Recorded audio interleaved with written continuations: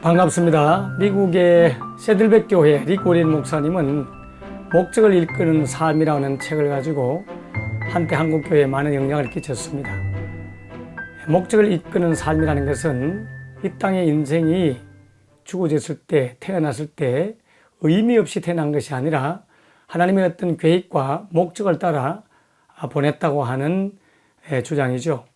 그렇습니다. 이 땅에 존재하는 모든 것들은 다 그 목적이 있습니다. 망치는 못을 박는 역할을 하고 톱은 나무를 켜는 역할을 하죠.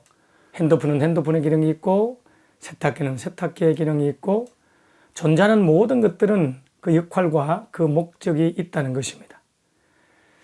가장 아름다운 모습으로 또 가장 보기 좋은 모습으로 존재하려고 하면 그 목적을 따라 쓰임받을 때 가장 아름답다, 가장 보기 좋고 또 효과적인 능력을 발휘할 수 있다. 그렇게 볼 수 있겠습니다.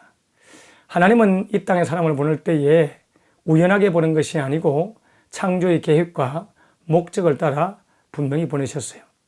그런데 이런 하나님의 계획과 목적을 잃어버린 인간들은 오직 눈에 보이는 세상에만 치우쳐 살아가고 있죠. 그렇게 된 이유가 바로 아담과 하와의 선악과 사건으로 인해서 하나님께로부터 분리된 범죄자로 되었기 때문에 목적을 잃어버렸던 것입니다. 자, 저희 교회 어떤 할머니께서 성경 공부를 하면서 자신은 특별한 죄를 지은 것이 기억나지 않고 또 지금도 그러한 죄를 짓지 않고 사는데 죄인이라고 그렇게 말씀하시는 것이 잘 이해가 되지 않습니다 하는 말씀을 하시더라고요.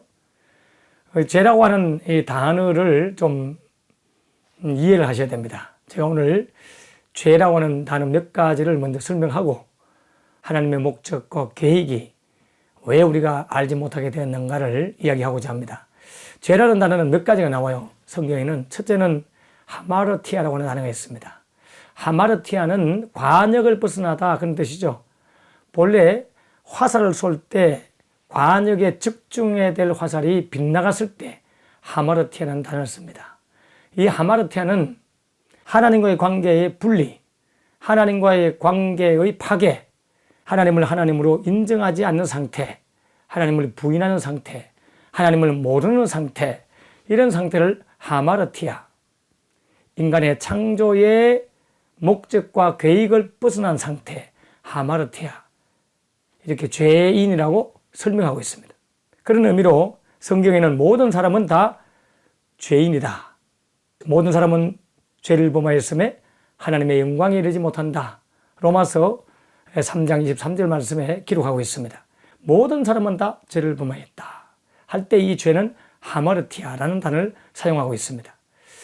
그 다음 두 번째 단어가 파랍토마라는 단어가 있어요.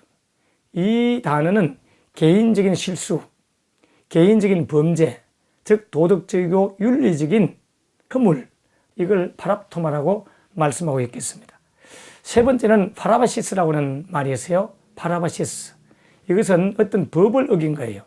교통법규를 어기거나 어떤 율법을 어기거나 정해놓은 규칙, 약속해놓은 약속, 이런 것들을 어길 때 파라바시스, 이런 단어를 사용한다. 그렇게 보시면 되겠습니다. 성경에는 가장 기본적인 죄는 도덕과 윤리적 죄를 지적하기 전에 하나님과의 분리인 하마르티아를 설명하고 있는 거예요. 그래서 이 하마르티아에 빠지는 모든 인간은 하나님의 계획과 뜻을 알지 못하고 결국 방황하는 자로 인생의 의미가 무엇인지, 왜 이 땅에 살아야 되는지, 뭘 하고 살아야 되는지, 그리고 죽어서 어디로 가야 되는지를 알지 못하는 방황하는 자로 전락하게 되겠던 것입니다. 사형리의 첫 번째 주제가 바로 하나님의 창조의 목적과 계획이 있다. 그러나 두 번째 원리에서는 이 계획과 목적을 상실하게 되었는데 그것은 바로 죄 때문이다. 그렇게 말씀하고 있죠. 여러분, 이 죄가 있으면 그 결과가 어떻게 되느냐? 성경에는 모든 사람이 죄를 범하였고 그래서 하나님의 영광에 이르지 못하는데 이 죄를 가진 인간은 죄의 싹선 사망이다. 로마서 6장 23절에 말씀하고 있습니다. 이 사망이라고 하는 것, 죽음이라고 하는 것도 그 영적 의미를 아셔야 돼요. 하나님과의 분리를 죄인이라고도 말하지만 그 하마르티아 상태에 있는 사람들을 가리켜서 사망 가운데 있다 그렇게 표현하고 있어요. 사망. 이 사망이라는 단어, 이때 쓰는 단어가 다나토스 또는 사나토스 이렇게 발음합니다. 사망. 하나님과의 영원한 분리. 하마르티아가 된 상태는 곧 사나토스에 빠지게 된다. 그렇게 설명하고 있죠. 그러므로 오늘 두 번째 원리에서 드리고 싶은 말씀은 모든 사람은 하마르티아, 죄의 상태에 빠지게 되어서 영원한 죽음인 사나토스의 지배를 받게 되었다. 이것이 두 번째의 교리입니다. 이 사나토스에 빠지게 되면 어떻게 되느냐? 영원한 하나님의 심판 아래 놓이게 돼요.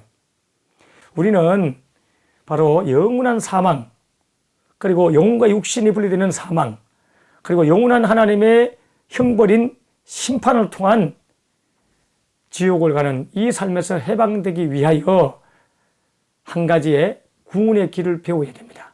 그것이 제3원리에서 제시하고 있어요. 다음 주에는 세 번째 원리를 공부하므로 사망에서 해방되는 구원의 길을 공부하는 기회가 되면 좋겠습니다. 감사합니다.